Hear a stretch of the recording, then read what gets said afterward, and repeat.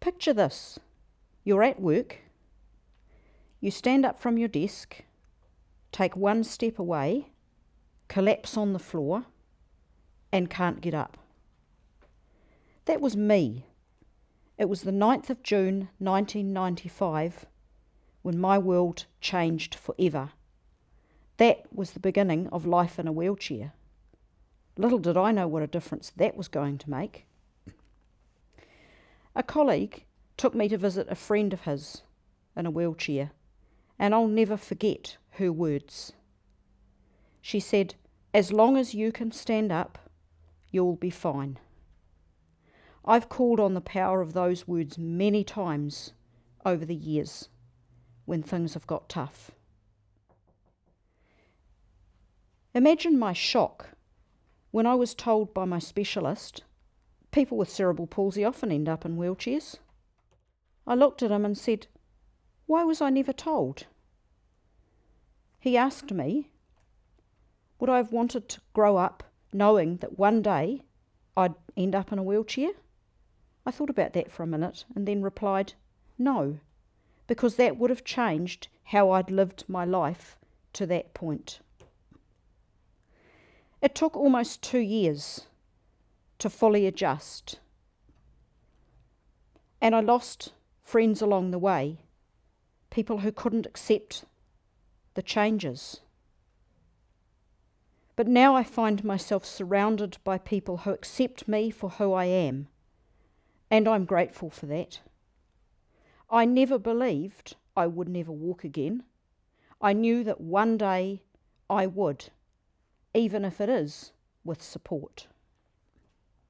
I'm the second to youngest in a family of 6. I grew up with both my disabilities, cerebral palsy and low vision. But being in such a large family, I didn't know I was any different to other kids until I started school. Then I realised I wasn't the same as them. I couldn't keep up with them. I couldn't participate in their games. I spent a lot of time alone. Although I was mainstreamed, I did spend some time at the cerebral palsy unit in Rotorua, which specialises in working with children with cerebral palsy. I also had some fairly major surgeries during my childhood. School was a struggle in the 70s and 80s because there wasn't the support or the technology in mainstream education that there is today. Most children were still institutionalised. I didn't achieve very highly academically, but by the time I left school at 18, I had all the social skills I needed. Although I'm the only one in my family born with disabilities, like many families, others have their challenges. Think of your own family, your siblings, or your children. Everyone is challenged in some way. Some are visible, like me being in a wheelchair, but some are hidden. Take me, for example. When people first meet me, they don't usually know I have low vision. Most people assume that my guide dog is with me because I'm in a wheelchair. I explain that I have low vision and proudly say that I am the only New Zealander in a wheelchair with a guide dog. My low vision means that I have no distance or depth perception. I can't tell how far away people or objects are from me. A good example of this is with our current COVID restrictions. We're required to maintain 2 metres distance from people we don't know. For me, that's challenging because I don't know what 2 metres looks like. And guide dogs aren't trained for social distancing. They're trained to take their handler straight to their destination, not wait in line. I wonder if my next guide dog will know about social distancing. I'm going to share with you some things I've learned as a result of me being different. It never entered my head that I wouldn't work, but it certainly wasn't easy. When I got my first job in 1985, they were happy to employ me as long as I stayed out the back, hidden from public view. I've spent many years working in the disability sector and 14 years ago started my own business, Adaptive Technology Solutions. After realising that there was no one agency providing a holistic approach for people with disabilities needing to use specialised assistive technology. I provide expert guidance and training in making technology accessible through specialised solutions. This could be as simple as Dragon speech recognition software for people who struggle to type or have learning issues, or as complex as magnification or screen reading software for people who are blind or have low vision. I'm also privileged to work with an amazing social change agency, B Lab,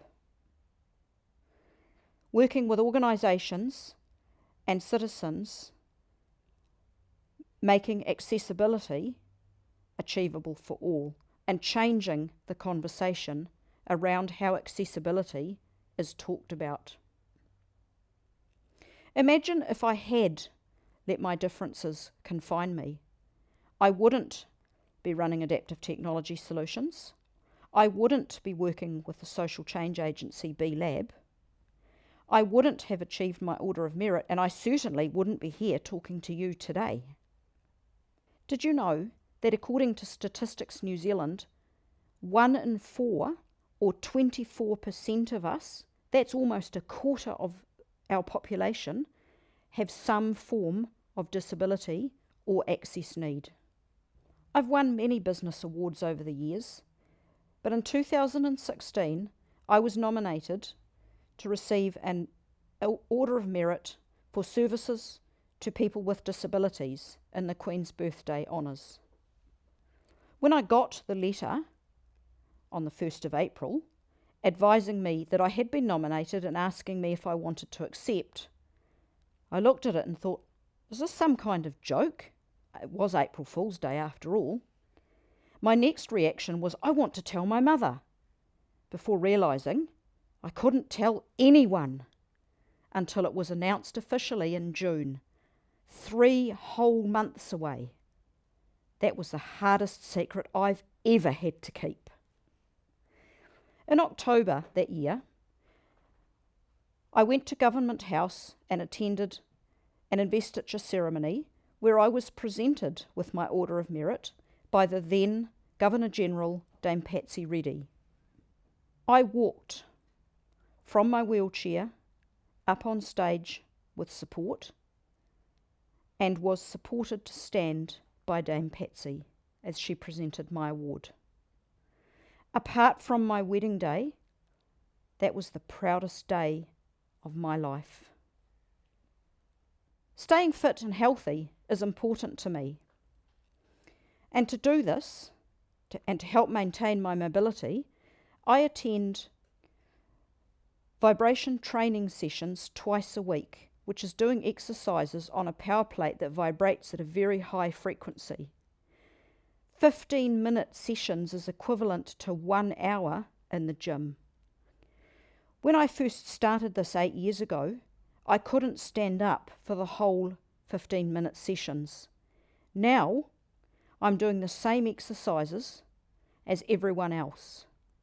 For me, this is no longer a luxury, but a necessity to maintain my mobility.